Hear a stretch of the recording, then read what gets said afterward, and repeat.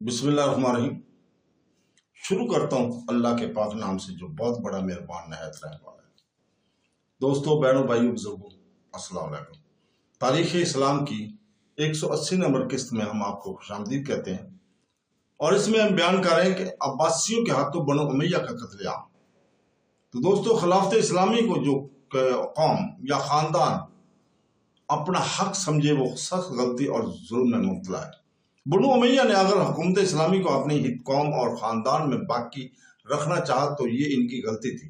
بنو عباس یا بنو ہاشم اگر اس کو اپنا خاندانی حق سمجھتے تھے تو یہ بھی ان کی بھی غلطی تھی اور ناانصافی تھی، مگر چونکہ دنیا میں عام طور پر لوگ اس غلطی میں مبتلا ہیں، لہذا سلطنت اور حکومت میں بھی حق وراثت کو جاری رکھ سمجھا جاتا ہے۔ اسی بنا پر جو شخص کسی غاصب سلطنت سے اپنا حق یعنی سلطنت واپس چھیننا چاہتا ہے وہ اکثر قتل اور تشدد سے کام لیا کرتا ہے۔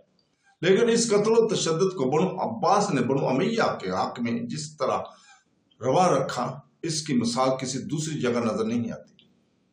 ہاں، تاریخی زمانہ سے گزر کر اگر نیم تاریخی حقائق کو قابل اتنا سمجھا جائے تو بخت نصر نے بنی اسرائیل کو کے قتل کرنے میں بڑی سخاوت اور بے باکی سے کام لیا تھا اور بنی اسرائیل کو سب ہستی سے مٹا دینا چاہا تھا، مگر ہم دیکھتے ہیں کہ بنی اسرائیل کی قوم آج تک دنیا میں موجود ہے۔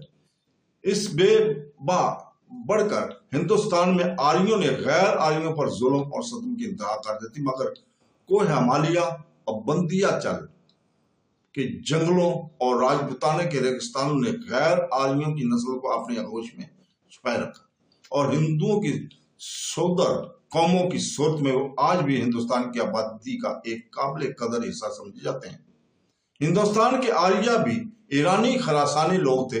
عباسیوں کے خراسانی سپہ سالار بھی بنو امیہ کے قتل اور غارت میں عباسیوں کو ایسے مظالم اور تشدد پر آمادہ کر سکے کہ ہندوستان کی غیر آریوں کی مظلومی کے افسانے درست نظر آنے لگے۔ دنیا کی خفیہ انجمنوں کے حالات پڑھنے سے معلوم ہوتا ہے کہ ان خفیہ سازشوں کو کامیاب بنانے والے حد سے زیادہ قتل اور خونریزی اور مظالم اور بے رحمی کا ارتکاب کر سکتے تھے۔ اس تاریخ اسلام میں بھی ہم برابر اس بات کا ثبوت پاتے چلے آ رہے ہیں۔ خاندان بنو امیہ سے خلافت اسلامی کا نکالنا کوئی جرم نہ تھا، لیکن خاندان بنو امیہ سے خلافت اسلامیہ کو نکال کر ایک دوسرے خاندان کو اس طرح خلافت اسلامیہ کا سپرد کر دینا ہرگز کوئی خوبی کی بات نہ تھی۔ اسلام اور عالم اسلام کو اس سے کوئی فائدہ نہیں پہنچ سکا تھا، لہذا بنو عباس کو نہایت ہی قابل شرم خون ریزی اور قتل و غارت کا ارتکاب کرنا پڑا۔ ابو مسلم اور قتبہ بن شعیب اور دوسرے نخبہ اہل بیت نے خراسان کے شہروں میں جس قدر قتل عام کا بازار گرم کیا، اس کا کچھ تھوڑا تذکرہ ہم پہلے بیان کر چکے ہیں۔ امام ابراہیم نے خود ابو مسلم کو اپنے آخری خط میں تاکیدی طور پر لکھا تھا کہ خراسان میں کوئی عربی بولنے والے کو زندہ نہ رکھنا۔ اس سے بھی ان کا مدعا یہی تھا کہ بنو امیہ کی طرفدار لوگ خراسان میں وہی عربی قبائل تھے جو فاتحانہ خراسان پر سکونت پذیر تھے۔ باشندگان خراسان جو نو مسلم تھے وہ سب کے سب دعوت عباسیہ کے معمول بن سکتے تھے۔ ابو مسلم نے قتل کرائے اور نتیجہ یہ ہوا کہ ملک خراسان میں جو کثیر تعداد عربی قبائل پہنچ کر اس ملک کے زبان، معاشرت، تمدن کو عربی بنانے میں کامیابی حاصل کر رہے تھے، سب کے سب قتل ہو گئے اور عربی عنصر جو تمام ملک کو اپنا ہم رنگ بنا رہا تھا یک لخت مغلوب اور بے اثر اور ناپید ہو گیا، جس کی وجہ سے ایرانی زبان، تمدن، ایرانی معاشرت، ایرانی اخلاق مرتے مرتے بھی پھر زندہ ہو گئے اور ایران اور خراسان جو مصر کی طرح سے آج عربی ملک ہوتے پھر فارسی ملک بن گئے۔ ابو مسلم خود خراسانی اور ایرانی نسل میں سے تھا، اس لیے عربوں کے قتل سے زیادہ دوسرا دلچسپ کام نہیں ہو سکتا۔ قومی تعصب جس کو اسلام نے بالکل مٹا دیا تھا، عہد بنو امیہ میں پھر اود کر آیا تھا، اور اسی قومی عصبیت اور قبیلی فتح کے واپس آ جانے کا نتیجہ تھا کہ بنو امیہ نے کس طرح تمام عربی قبائل بالخصوص بنی ہاشم کے مجبور بنا دیا تھا، اس لیے وہ ہر ایک اس شخص کو جس کی نسبت انہیں معلوم ہو جاتا تھا کہ یہ قبیلہ بنو امیہ سے تعلق رکھتا ہے، نہایت خوف اور دہشت کی نگاہ سے دیکھتے تھے۔ انہوں نے قابو پاتے ہی اپنی تمام قوت اس خوف و خطر سے محفوظ رہنے کے لیے صرف کر دی اور مصمم ارادہ کر لیا کہ اس قبیلہ کو صفا ہستی سے نیست و نبود کر دیا جائے گا۔ عبداللہ بن صفا کا چچا عبداللہ بن علی جب 5 رمضان مبارک 132 ہجری کو دمشق میں داخل ہوا تو اس نے قتل عام کا حکم دیا۔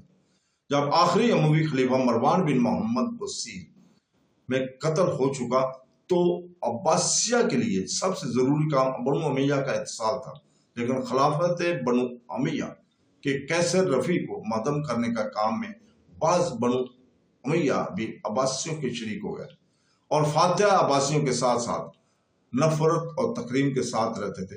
اس طرح بنو امیہ کی نسل کا تخم سوگت ہونا ناممکن نہ تھا، لیکن ابو مسلم اس کام پر کمر ہمت باندھ چکا تھا۔ اس نے عبداللہ صفا اور عباسی سرداروں کو بار بار لکھا کہ بنو امیہ کے کسی فرد کو چاہے وہ کیسا ہی کیوں نہ ہو، ہمدرد وہی خواہ کیوں نہ ہو، ہرگز زندہ نہ چھوڑا جائے۔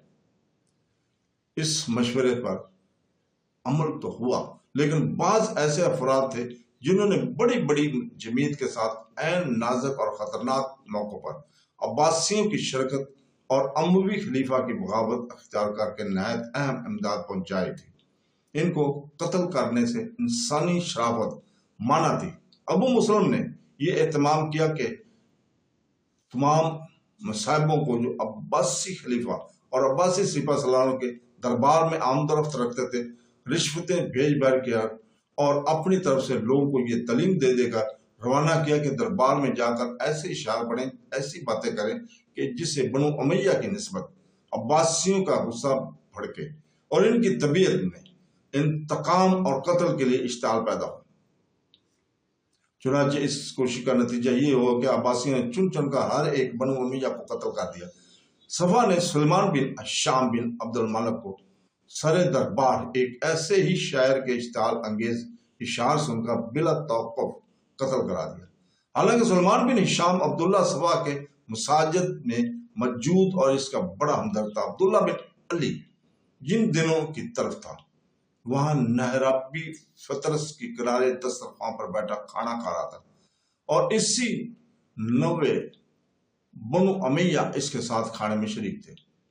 اسی اثناء میں شہل بن عبداللہ آ گیا۔ اس نے فوراً اپنے اشعار پڑھنے شروع کیے جن میں بنو امیہ کی مذمت اور امام ابراہیم کی قید ہونے کا ذکر کر کے بنو امیہ کے قتل کی ترغیب دی گئی تھی۔ عبداللہ بن علی عبداللہ صفا کے چچا نے اس وقت حکم دیا کہ ان سب کو قتل کر دو اور اس کے خادموں نے فوراً قتل کرنا شروع کر دیا۔ ان میں بہت سے ایسے تھے جو بالکل مر گئے تھے، بعض ایسے بھی تھے کہ وہ زخمی ہو کر گر پڑے تھے مگر ابھی ان میں دم باقی تھا۔ عبداللہ بن علی نے ان سب کو مقتولوں اور زخمیوں کی لاشوں کو برابر لٹا کر ان کے اوپر دسترخوان بچھوایا۔ اس دسترخوان پر کھانا چنا گیا اور عبداللہ بن علی ماں ہمراہیوں کے پھر اس دسترخوان پر بیٹھ کر کھانا کھانے میں مصروف ہوا۔ یہ لوگ کھانا کھا رہے تھے اور ان کے نیچے وہ زخمی جو ابھی مرے نہیں تھے کرا رہے تھے، حتیٰ کہ یہ کھانا کھا چکے اور سب کے سب مر گئے۔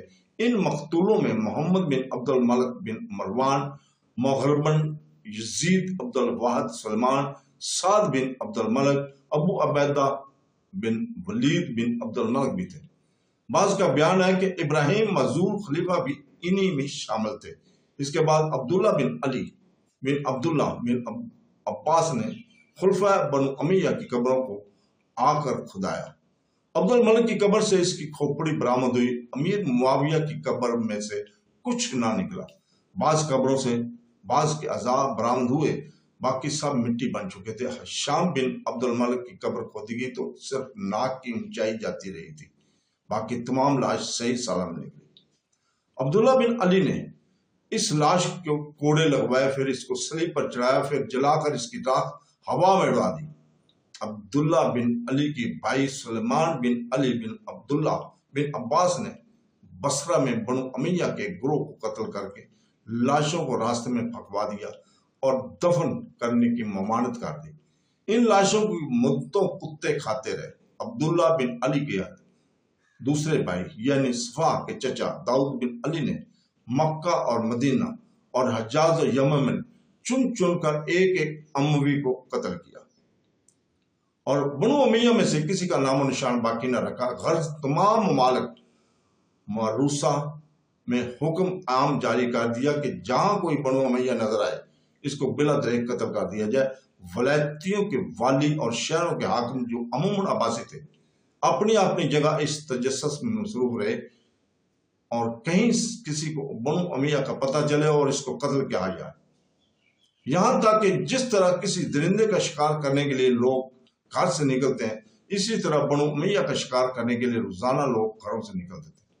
बनु उमैया ने ये कोई मकान, कोई गांव, कोई कस्बा, कोई शहर जाए अमन ना रहा और बरसों इनको तलाश करके अब्बासी लोग कत्ल करते रहे।